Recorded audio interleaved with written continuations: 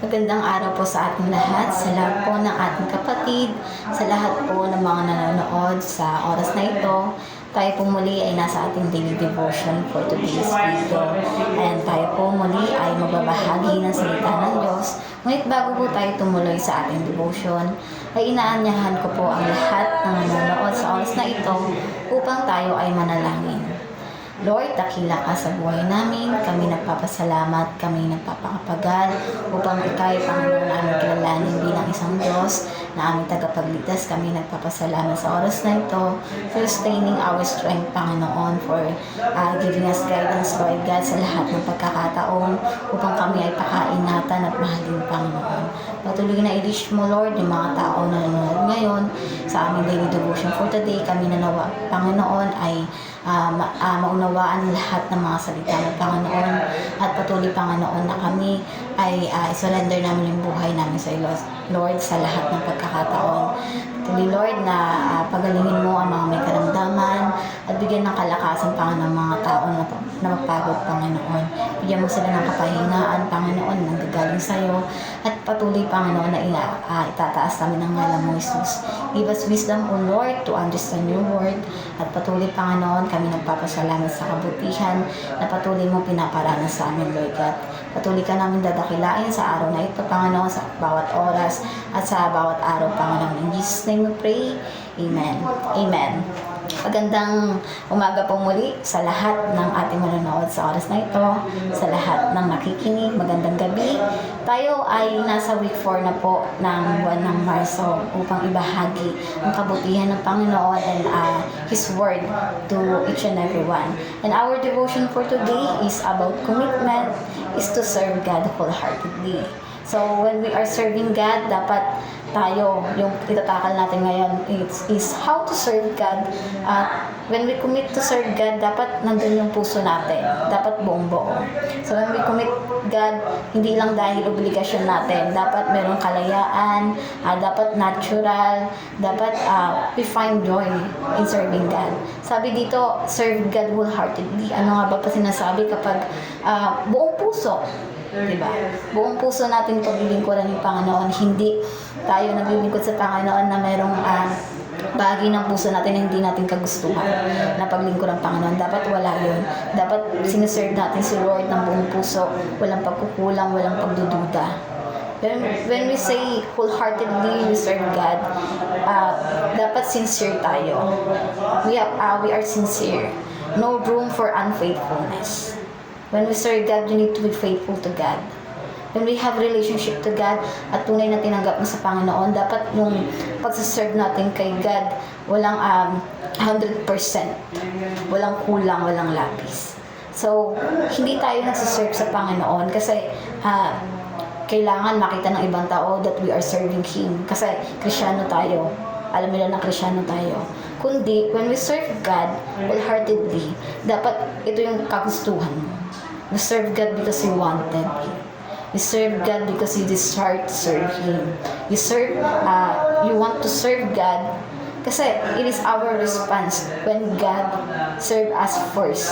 Kasi, di ba, una tayong pinaglingkuran ng Panginoon sa pamamagitan ng Kristo na namatay sa krus ng Kalbaryo. And it is our natural response to God na dapat siya yung paglilingkuran natin, wala ng iba. Nasulat din naman sa Luke 4, di ba, na sinabi ng Panginoon nung siya'y binubuyo ng demonyo.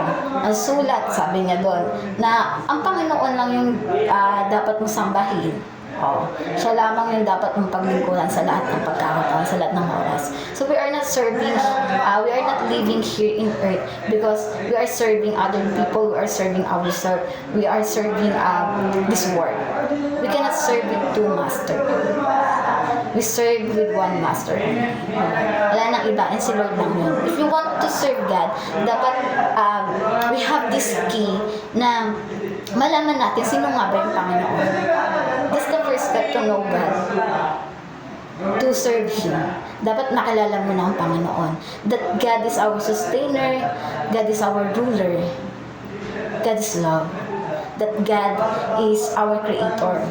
God is creator and tayo yung creation niya.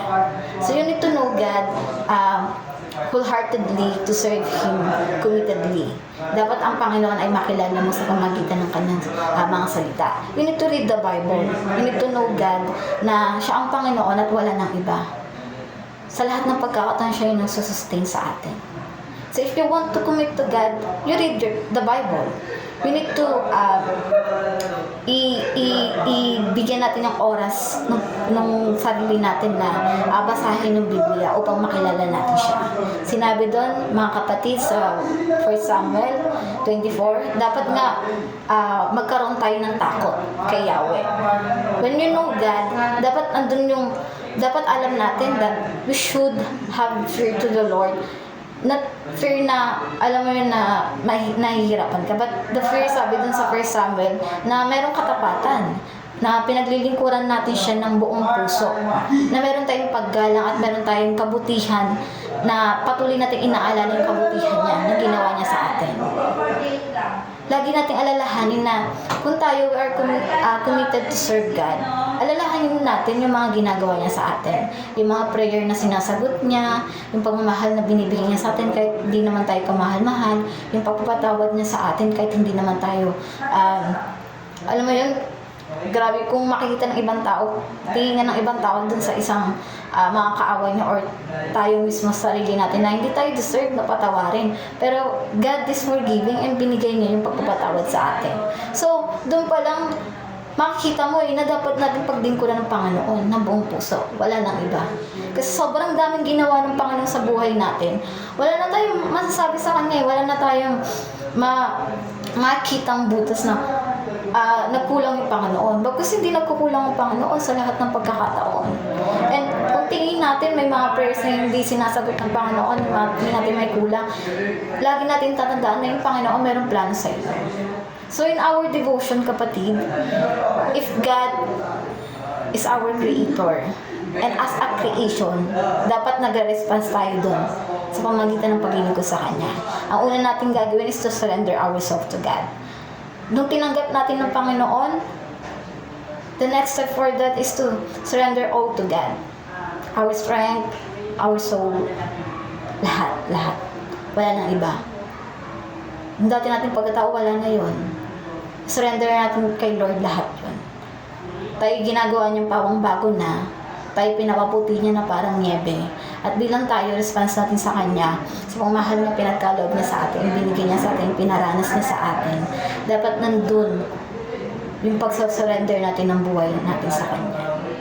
Sinabi dito, surrender yourself to God is saying yes and trusting the Lord. It means, yes Lord, nagre-response ka sa Kanya na when God these plans for you, kung ito yung will ni Lord para sa iyo, at nagre-response tayo at hindi tayo nagmamatigas pa. If God want this leadership for you, kung gusto ng Panginoon na sumunod ka sa plano niya para sa ito, kakabuti mo, dahil wala namang ginawa ng Panginoon na at binigay sa atin ng Panginoon na makakasama sa atin, dapat nandun yung response natin, sige, God, I let you to direct my ways. Wala nang iba. Because alam ko, Panginoon, na lahat ng best is para sa amin, na ibinibigay mo. Gusto mo yung best is maranasan namin, wala nang iba. In this devotion, napakahalaga na malaman natin na as a Christian, dapat nandun yung pagmamahal din natin sa Panginoon. Dapat we walk in obedience. Diba? Ang pagsunod daw, sabi dito, sa Panginoon, kahit mahirap, we submit to the Lord. Kahit mahirap yung paglakad bilang Kristiyano, kahit mahirap yung paglilingkod sa Panginoon, dapat andun yung puso natin na sinasabit natin yung buong puso ng buhay natin sa Panginoon. With holiness, with love, with full service. Kasi hindi tayo napipilitan, kasi gusto natin to para sa Kanya. Always put our faith to the Lord, our trust to the Lord. Kasi kung hindi tayo natitiwala sa Kanya, paano ka makakumit ng sapat, todo-todo sa Panginoon? Kung yung pagtitiwala palang hirap kang ibigay sa Kanya. Tanda mo, kapatid, ang Panginoon ay hindi tayo ipapahamak sa lahat ng pagkakataon. Bagkus yung joy, kapag tayo sumunod ng buong puso sa Kanya, mararanasan natin yung kapayapaan, yung pagmamahal na hindi natin mahanap dito sa mundo. So, lagi nating alalahanin that our life is hindi na sa atin. Dapat para na sa Panginoon. So, commit to the Lord with all your heart. Naturally, spiritually, with sincerity, and not with unfaithfulness. Dapat sa lahat ng pagkakataon, we put our faith to God. We walk to God at wala nang iba sa lahat ng pagkakataon. Siya lang yung paglingkuran natin. Siya lang yung dapat nating ituon yung puso natin, yung buhay natin sa Kanya. Dahil walang talo kay Lord, lahat tayo panalo. We find victory in Him, and sa lahat ng pagkakataon, dapat andun yung sa puso natin na lagi natin alalahanin na we are deserving. Diba? And He is also deserving to put our trust in Him, our praises, our worship to Him. So commit mga kapatid sa Panginoon at wala nang iba, ng buong puso at mayroong kagalakan. So yun lamang po ang ating devotion for today. Tayo po muli ay manalangin sa oras na ito. Panginoon, thank you for the word that you are giving to us. Panginoon, tunay nga na magsaserve kami, Panginoon, ng buong puso, walang pagdududa, Panginoon, ng mayroong kalayaan, Panginoon, mayroong pagrespeto, mayroong pagmamahal para sa iyo, Lord God. Bagkus, Panginoon, unang pinalalasan ng pag-ibig mo, and this our response to serve you wholeheartedly, Panginoon. Patuloy nga, turuan mo kami mag-commit, Panginoon, turuan mo kami to be humble, turuan mo kami, Lord God, to trust you with all our heart, at wala nang iba, Lord God. Kami patuloy na mananalig sa iyo, patuloy na magtitiwala sa iyo, Lord God. Maraming salamat sa salita mo, patuloy na hinihiling ko ang kapayapaan sa bawat isa sa mga nakikinig ngayon, ang kapayapaan sa aming bansa, sa mga gulong nangyayari, ang pagbagsak ng ekonomiya, Panginoon, ang mga pamilya, Lord God, na nagiging broken, Panginoon, ang mga church, Lord God, na nagkakaroon ng pagtatalo-talo at hindi unity, Panginoon, ang bumila sa aming puso, Lord God. Sa ayos mo ito, sa banal ng pangalan ng Jesus, kami patuloy na lumalapit sa iyo, binawasak namin ang gawa ng kaaway sa buhay namin, Lord God.